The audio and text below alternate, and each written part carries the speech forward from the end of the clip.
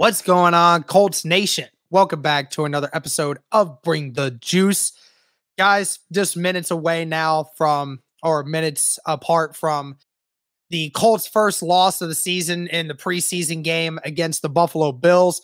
After leading 24-10 late in the third quarter, the Indianapolis Colts fall to the Buffalo Bills 27-24 with a last-second field goal to win the game for them.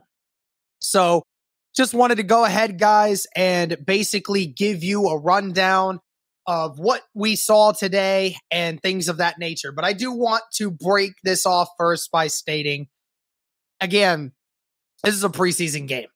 There's no point to get crazy about this. There's no point to get dramatic about this. There's no point in feeling angry about this. These are preseason games. They don't matter to the record. What you have to do is you have to take points of today and understand what was good and what was bad. Okay, so we will talk about each position and we'll talk about who shined, who didn't shine, and what happened beyond that. Okay, so we can go ahead and hop into this a little bit. We'll start with the quarterback situation. Matt Ryan, 6 of 10 today for 58 yards. Had a 76.3 QB rating. Again, we only saw him for about 3 drives. Had a couple good decisions. You know, 1 or 2 throws that you would have liked him not make. It was different, especially with Matt Ryan not having Jonathan Taylor play in this game.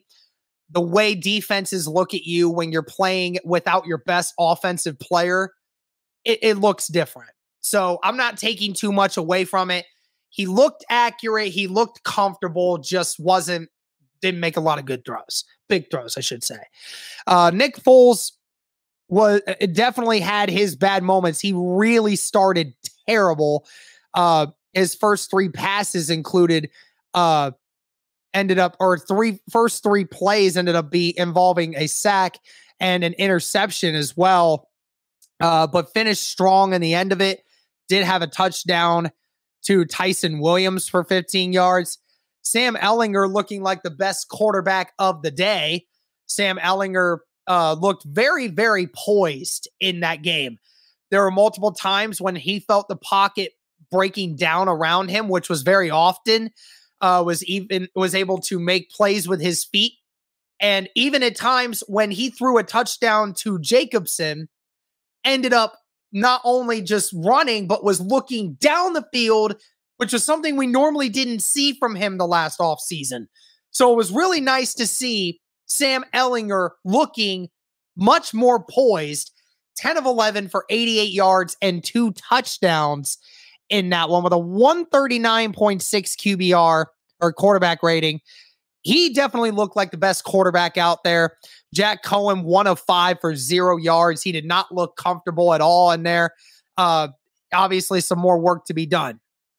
Rushing wise. Some decent plays here. Nyheim Hines had a couple decent runs today. 8 rushes for 26 yards. Sam Ehlinger, 4 rushes for 24 yards, as I mentioned. Phillip Lindsay honestly looked like the best running back for the Colts. A couple decent runs in there, 5 rushes for 24 yards, and a couple other runs from some other undrafted guys. No rushing touchdowns for them. And revolving around the receivers, Pittman, 2 catches for 30 yards. Granson, who looked like the best one today, 2 catches for 29 yards. It looked really well in the time that he did play. Alec Pierce, 2 catches for 27 yards. Jelani Woods coming in, having a good day himself, at least in the receiving game. 2 catches for 22 yards and a touchdown. So looked really good there. That touchdown was really nice. Patman, 1 catch for 18 yards. Jacobson, the 1 catch for 12 yards. Hines had a couple. Ogletree had 1 catch for 5 yards, even though that touchdown that got turned back because of the offensive line still got involved. It's nice to see. So there was some decent things to look at when it came to this wide receiver group and the tight end group. Couple of drops though, which definitely need to still be addressed. But I liked what I saw out of the tight end group today. I think that Ogletree, Granson, and Jelani in their own ways all showed something good today. Now, when we go to the offensive line, so really, I mean, what you saw, I mean, what was it, Murray? Yeah, Jordan Murray, 71, the right tackle. Not going to do it. I don't see it, man. I don't see him playing anymore at this point. He was terrible today. Wesley French had a couple miscues at center today, so we're going to have to watch that one. Bernard Ryman, yes, gave up a sack. I thought there were a couple things that he did well, but there were obviously some mental lapses that showed you why Bernard Ryman is not playing as the starter right now at the left tackle position. So he needs more time. And like I said, Murray just looked god awful. May not even be on the roster by the end of the week. But then when we go to the defensive side, the defensive line looked really good today. There was a lot of good out of the defensive line today. You're talking about some of the guys that impacted it. You know, you looked at, let's say, just the starting line. You know, all of them really got involved in a few tackles. You look at the backups. Ben Banigou had himself a good day pressure-wise. You look at Dio Dangbo, who didn't get a sack, but multiple times forced the quarterback to evade the pocket and get out of the way a few times. So that was good to see Dio doing that. And Odenigbo had a great sack at the end of the second quarter. He was in the backfield a lot when he was playing. Odenigbo really shined in this game. So a lot of great standout performances by the defensive line. Even Curtis Brooks getting involved a few times. Eric Johnson getting involved a few times. McIntosh getting in there. There were some decent performances from some of the defensive linemen. So that's great to see that the Colts had some guys really step up in that regard. We're looking at the linebackers. I can tell you the one guy who I know for certain had a horrific day, and that was Brandon King. Brandon King had a horrendous day. The first drive where Buffalo scored in that fourth quarter, Brandon King gave up 50 of those yards to Blackshear by missing a tackle in the open field both times, just looking as if he didn't care to make the tackle. So that was a miss. And then when you look at who maybe shined a little bit, well, I can tell you one thing. You had a couple of guys who shined on special teams. Skalski had a good tackle at the line of scrimmage. I completely forget who was the one that intercepted that ball from before. Got to look at that. It was Sterling Weatherford. Sterling Weatherford also did very well today.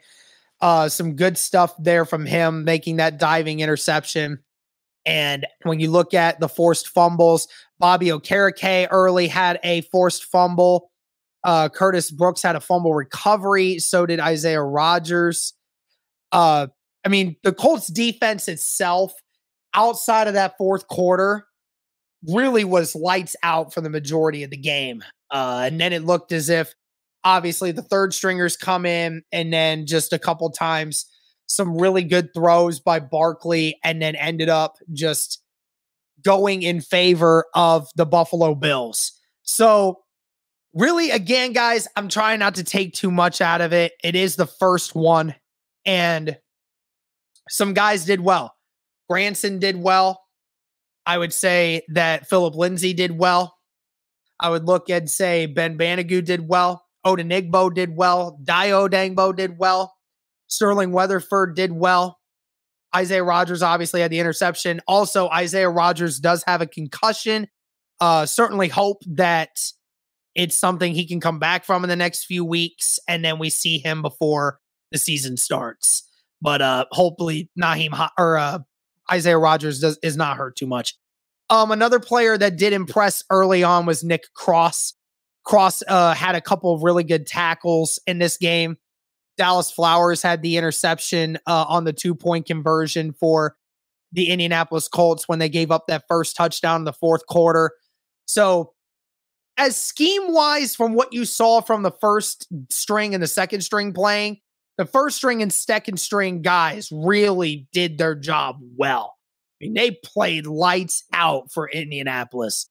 I mean, getting red zone stops, forcing a turnover on 3 straight drives.